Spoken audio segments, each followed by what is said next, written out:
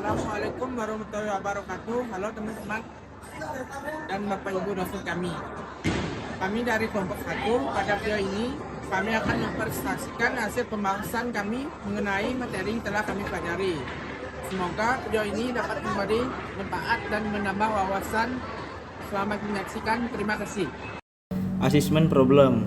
Masalah ini adalah kasus khusus dari linear programming yang dapat diselesaikan dengan sangat efisien menggunakan metode Hungarian. Namun untuk menggunakan metode ini ada 3 asumsi produk yang harus kita penuhi. Yang pertama, jumlah sumber daya yang ditugaskan harus persis sama dengan jumlah tugasnya.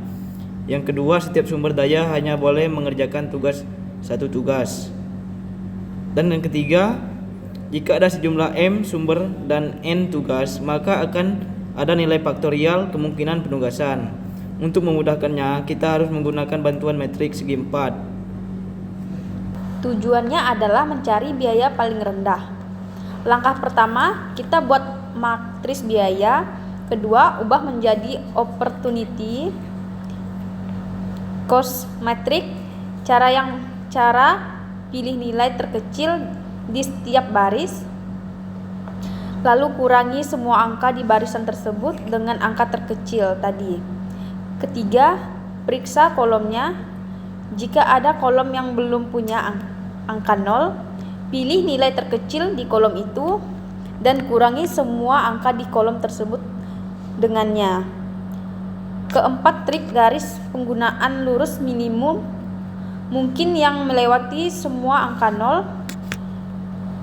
Kelima, cek ke kriteria optimal. Optimal tercapai jika jumlah garis sama dengan jumlah baris atau kolom.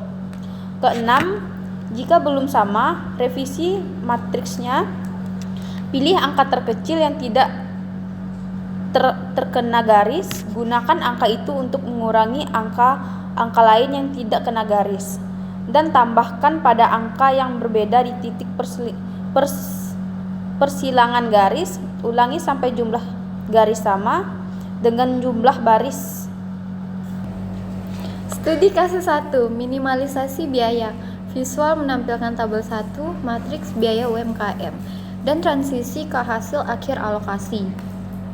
Agar lebih mudah dipahami, mari kita lihat contoh 1. Sebuah UMKM punya 4 pekerjaan yang harus diselesaikan oleh 4 karyawan A, B, C, dan D. Karena pengalaman mereka berbeda, biaya untuk mengerjakan tugas yang sama pun berbeda-beda bagi setiap karyawan. Setelah kita menerapkan langkah-langkah minimalisasi biaya menggunakan metode Hungarian tadi, yaitu mencari selisih baris, selisih kolom, menarik baris, selisih kolom, menarik garis, hingga revisi matriks, kita akhirnya menemukan kombinasi dengan total biaya yang paling minimum. Hasil optimalnya adalah karyawan A mengerjakan pekerjaan 3 dengan biaya 18.000. Karyawan B mengerjakan pekerjaan 1 dengan biaya 14.000. Karyawan C mengerjakan pekerjaan 2 dengan biaya 20.000 dan karyawan D mengerjakan pekerjaan 4 dengan biaya 16.000. Total biaya minimum yang dikeluarkan perusahaan hanyalah 68.000. Lalu bagaimana jika tujuan kita bukan menekankan biaya, melainkan meningkatkan keuntungan atau profit? Langkah-langkahnya hampir sama, tetapi ada sedikit perbedaan di tahap awal. Pertama, buat matriks profitnya. Kedua, ubah menjadi matriks opportunity profit. Nah, di sini perbedaannya, pilih elemen terbesar bukan terkecil dari setiap baris, lalu kurangi nilai terbesar tersebut dengan semua angka lain di baris yang sama.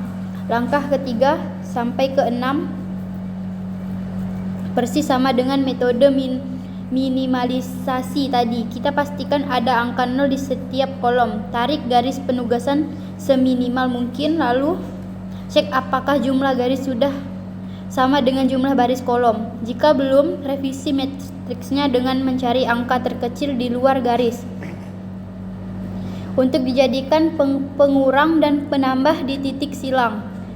Mari kita aplikasikan contoh kedua. Di layar terdapat matriks kontribusi keuntungan dari 5 karyawan A, B, C, dan E. Untuk 5 pekerja yang berbeda, angka-angka ini adalah profit dalam ribuan rupiah.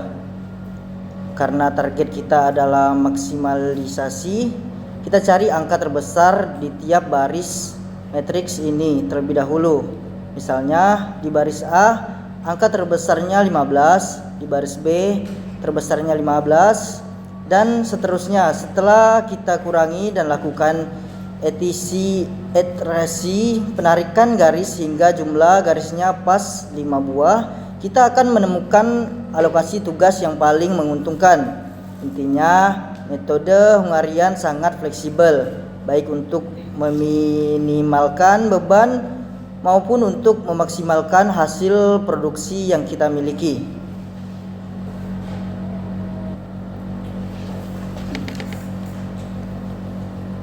Mungkin kalian bertanya-tanya bagaimana kalau jumlah pekerja dan jumlah tugasnya tidak sama. Padahal di awal disebutkan asumsinya harus persis sama. Jangan khawatir jika terjadi ketidaksamaan, misalnya sumber atau barisnya lebih banyak dari tugas atau kolom. Kita cukup menambahkan dumi tugas atau dumi kolom. Sebaliknya, jika pekerja atau sumbernya yang lebih sedikit dari jumlah tugasnya, kita tambahkan dumi sumber atau dumi baris. Nilai elemen-elemen yang ada di dalam kolom atau baris dumi ini semuanya diisi dengan angka 0. Dengan ditambahkannya variabel dumi ini, matriks menjadi seimbang atau persegi, dan metode Hungarian bisa langsung dieksekusi seperti biasa.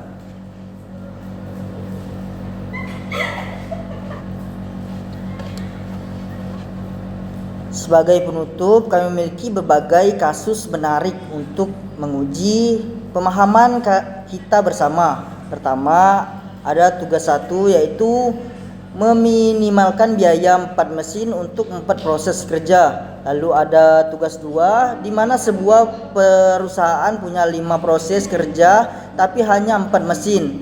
Nah, di sini kita harus menggunakan variabel dumi seperti yang baru saja dijelaskan. Terakhir, ada kasus PT Ambar untuk memaksimalisasi efektivitas kerja dari karyawan berdasarkan matriks keuntungannya. Metode Hungarian benar-benar alat ukur matematis yang sangat membantu manajer mengambil keputusan yang presisi. Baik, mungkin sekian presentasi dari kelompok kami, di mana pada intinya masalah penugasan adalah suatu model atau khusus dari program linear atau dari riset operasi, di mana 1 dibanding 1 atau 1 orang mendapatkan 1 pekerjaan dan 1 tugas hanya boleh dikerjakan 1 orang, dan jumlah antara tugas dan orang itu sama. Kemudian metode Hungaria adalah algoritma khusus yang dibuat untuk menyelesaikan masalah penugasan dengan cara hasil akhir harus dapat angka terkecil, yaitu 0. Dengan demikian, metode Hungaria merupakan rumus atau cara cepat untuk menentukan hasil pekerjaan dari masalah penugasan. Mungkin itu inti dari hasil presentasi kami. Atas perhatian teman-teman, kami ucapkan terima kasih. Selamat siang.